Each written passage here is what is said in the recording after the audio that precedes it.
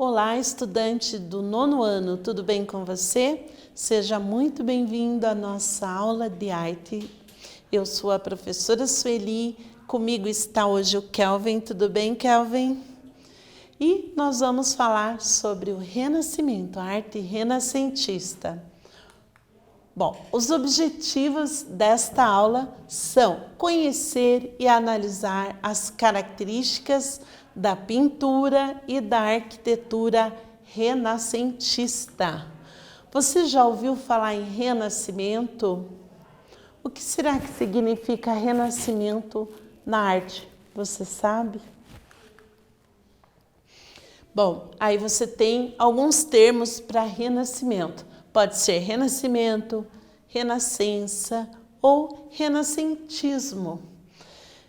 Então, este é o termo utilizado para identificar o período da história europeia. E ela aconteceu durante os séculos XIV, XV e XVI. Aí, então, denomina-se renascimento devido à redescoberta, revalorização das referências culturais da antiguidade clássica, a arte grega e a arte romana. Então, é uma volta ao pensamento, à ideologia greco-romana, isso. Então, durante esse período, o Renascimento, os artistas desenvolveram diversas técnicas na pintura. E uma dessas técnicas que nós vamos ver nessa aula se chama esfumato. Já ouviu falar nessa palavra? Você já fez o esfumato? Já praticou no desenho? Será que não? Eu acho que já, hein? Esfumato é a palavra que os historiadores da arte usam para descrever uma técnica de pintura muito usada, principalmente por Leonardo da Vinci. O resultado visual dessa técnica é que não há contorno muito aparente. O contorno ele quase desaparece do desenho, né? Em vez disso, as áreas escuras e claras, elas se misturam por meio de pinceladas minúsculas, criando uma representação nebulosa, embora mais realista, de luz e de cor. Nossa, parece meio difícil, né, de entender essa definição, né? Mas não é difícil, não. Vamos ver na prática aqui, visualizando a imagem, para entender melhor como que fica essa técnica do esfumato. Então, aqui nós temos uma pintura, tá? A Virgem das Rochas, de Leonardo da Vinci.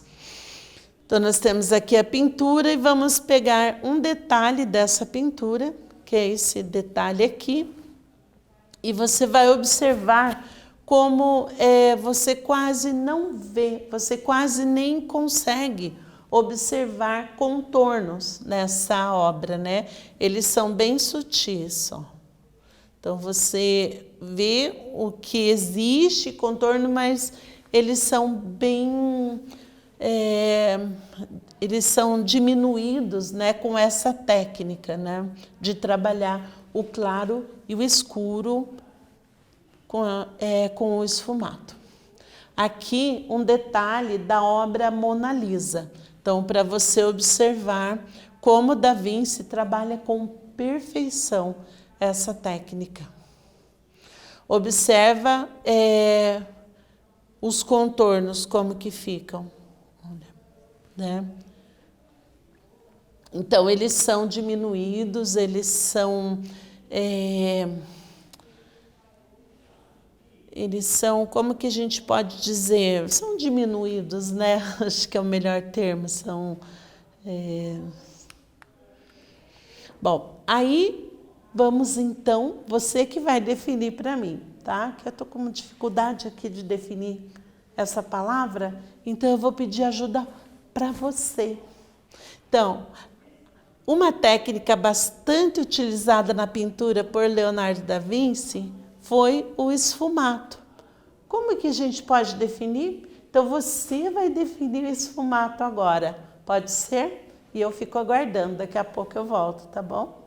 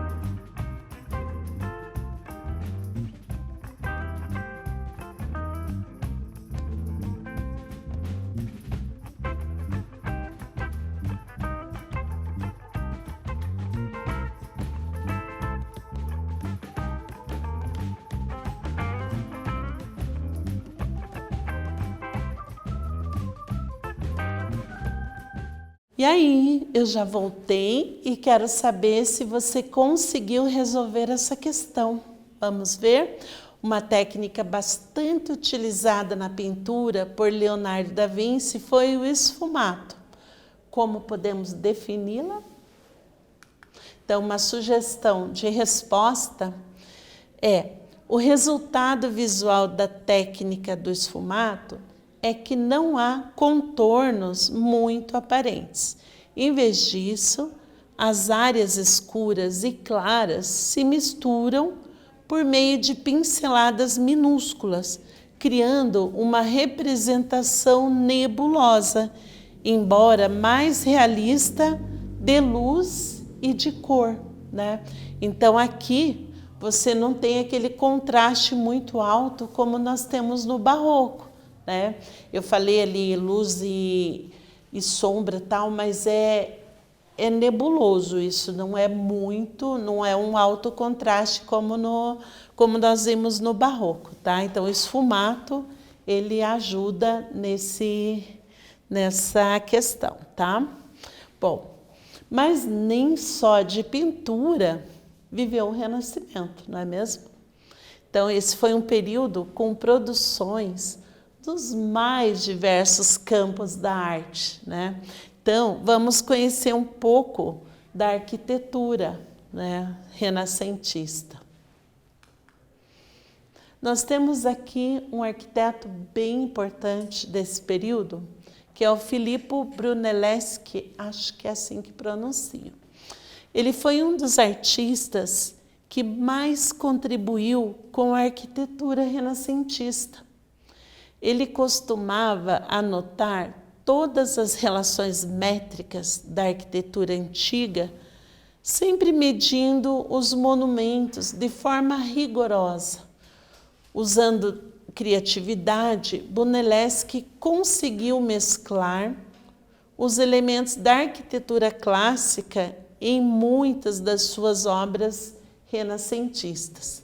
Então, aqui nós temos esse arquiteto, né, bem importante, e vamos ver uma obra dele que ele foi contratado para fazer. Nós temos aqui a Catedral de Florença, que ela é um monumento importantíssimo, ela é um símbolo, né, de Florença. Você vê uma fotografia, ela é, eu acho que, o cartão postal, né, da cidade. Então, a cúpula, né?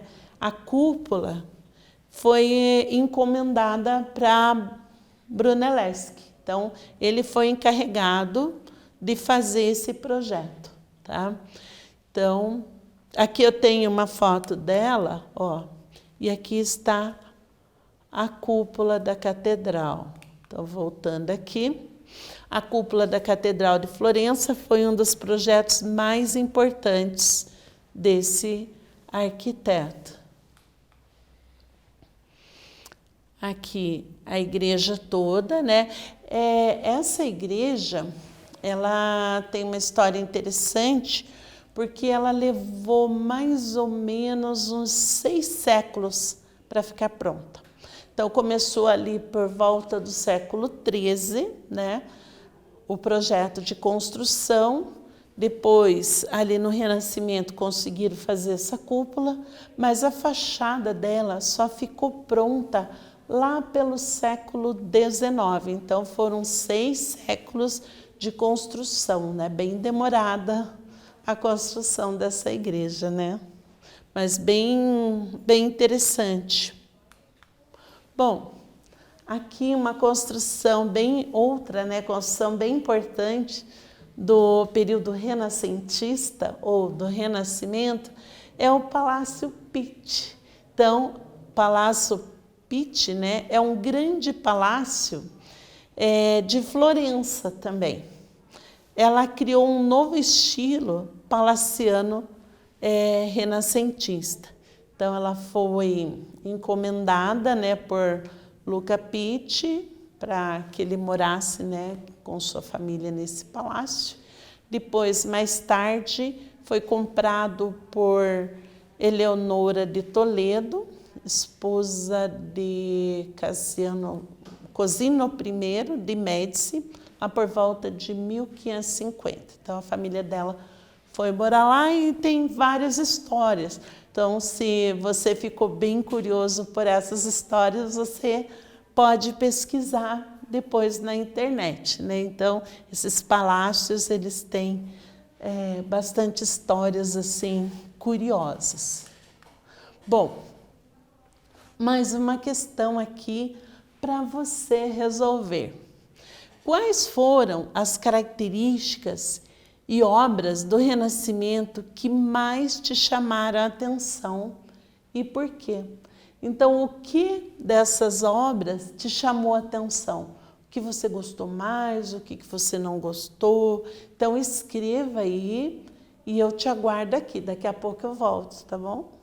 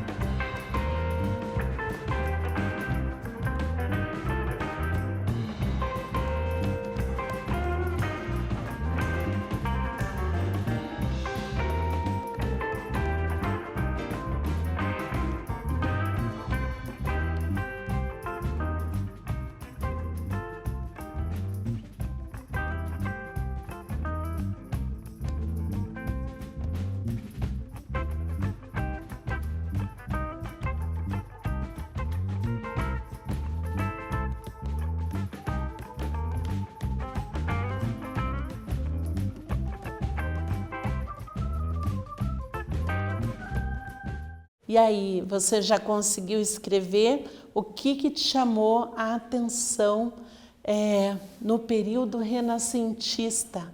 Você gostou mais da pintura? Gostou mais da arquitetura? Né? Você já ouviu música renascentista? Né? Se você nunca ouviu, te aconselho a ouvir. É bem legal também. Né? Então, faça sua pesquisa, procure conhecer, tente ficar mais próximo dessa cultura renascentista que é muito interessante. E aqui, ó, mais uma curiosidade para você.